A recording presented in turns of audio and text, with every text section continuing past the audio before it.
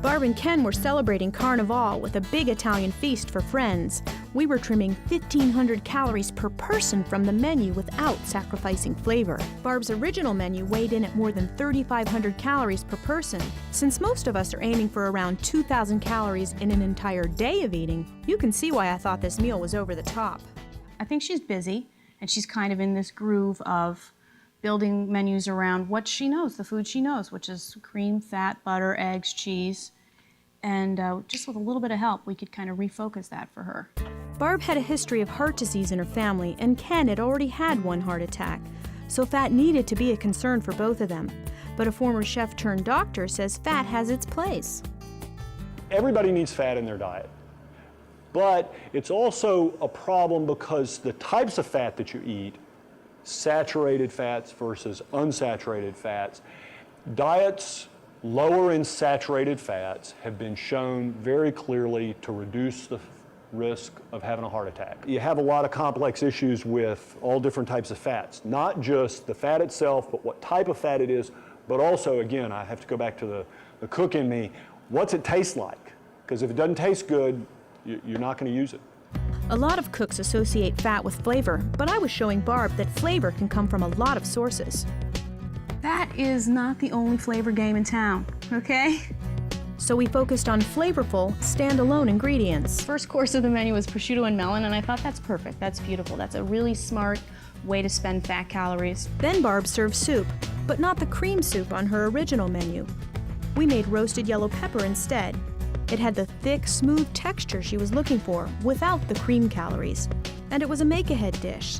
So on party day, all we had to do was reheat, garnish, and serve. Ken and Barb are huge pasta eaters, and there's nothing wrong with pasta in and of itself, but they love pasta with tons of cream.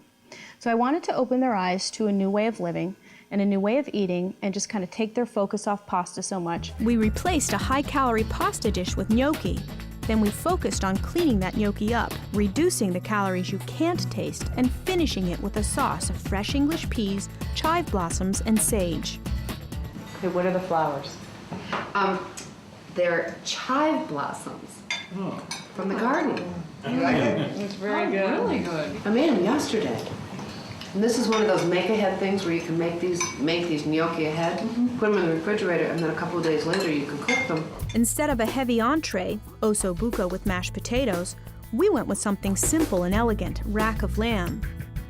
Keeping the portions small kept this meal balanced. With so many dishes, you don't need a large serving of meat. Okay, you guys, rack of lamb. Ooh, baby. Now I know Ken likes this. My compliments to Kathleen again. As we portion these servings out, it's like, okay, have a little bit at a time, present it beautifully, and you'll feel like you've eaten a lot, however, you've just eaten a little bit. We still have a couple more courses, you guys. Oh, really? It was fun. Next, we served the fennel salad. Barb wanted to serve the salad last in the Italian tradition. Originally, she'd also planned to serve a cheese tray, but we skipped the cheese course and saved hundreds of calories. We toast to KD. KD. Absolutely. Toast to Kathleen. Absolutely. Thank you, Kathleen. Yes. We love the new recipes. It's going to keep us all Click, click. fitter. Click, click. When you're serving a lot of courses, smaller portions are the way to go. That doesn't mean a serving has to look skimpy. Instead of using a large plate, present the same amount of food this way. Stacking a smaller plate onto a larger plate makes the serving seem much more ample. Garnishes go a long way to dressing up dishes too. Serve larger portions of soup and salad and use smaller portions of higher calorie dishes. The result will be a meal that satisfies without going overboard calorie-wise. For Barb and Ken's party, we cut the calories per person by more than a third. It still wasn't a low-calorie meal they should have every night, but it was a lot more reasonable, and more important, everyone seemed satisfied. Of course, a dinner party at Barb's isn't complete without dessert. Originally, she'd wanted to finish this menu with tiramisu. No. No, you can have some of your favorites, but because you have such a high-calorie menu and because you do this 3 to 4 times a week. We're heading to fruit. Okay, that's fine. That's fine. I didn't say that.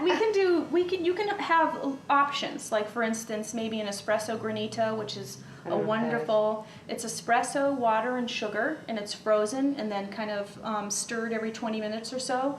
And you can serve it with real whipped cream, kind of like a little parfait, like a granita parfait. Really beautiful, really delicious. Oh, and you know what?